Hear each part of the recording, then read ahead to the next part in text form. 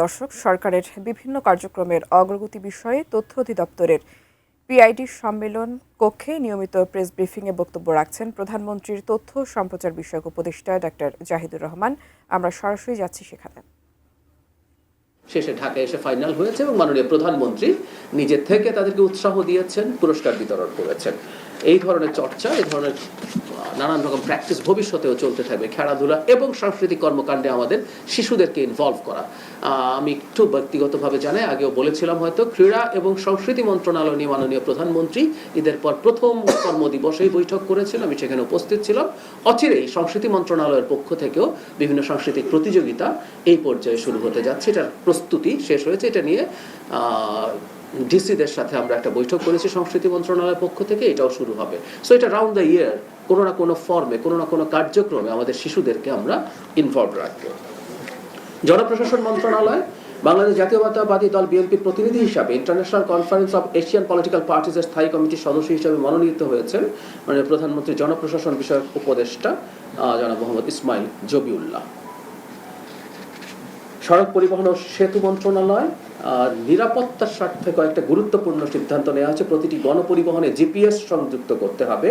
গণপরিবহন পরিচালনার সময় সংযুক্ত জিপিএস বাধ্যতামূলকভাবে চালু রাখতে হবে এবং গণপরিবহনে ফিটনেস ইস্যু ও নবায়নের সময় সড়ক পরিবহন আইন 2018 ধারা 25 সড়ক যেসব নিয়ম আছে সেগুলো বলবৎ রাখতে হবে। আমরা জানি যে কখনো কখনো গণপরিবহনগুলো তাদের নিয়মের বাইরে চলে, তাকে ট্র্যাক করা এই ধরনের বাধ্যবাধকতা জনগণের সেবার মান নিশ্চয়ই বাড়াবে। নৌ পরিবহন মন্ত্রণালয়, আমরা জানি যে আমাদের একটা জাহাজ এমভি বাংলা জয়যাত্রা হরমুজ প্রণালীর মানে মধ্যপ্রাচ্যের যুদ্ধের কারণে আটকে ছিল। সেটা নানা রকম প্রচেষ্টার মাধ্যমে, মন্ত্রণালয়ের নানা রকম প্রচেষ্টার মাধ্যমে সেই অচল অবস্থা শেষ হয়েছে এবং সেই জাহাজ হরমুজ প্রণালী অতিক্রম করেছে।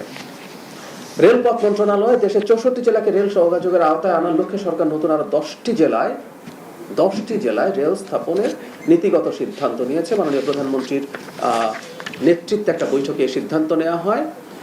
এখানে যে যে জেলাগুলোতে নতুন করে রেলপথ সংযোগ করা হবে সেগুলো হচ্ছে শেরপুর, মেহেরপুর, মাগুরা, সাতক্ষীরা, বরিশাল, বরগুনা, পটুয়াখালী, ঝালকাঠি, পিরোজপুর ও লক্ষ্মীপুর। 10টা জেলায় নতুন করে রেলপথ সংযুক্ত করা হবে।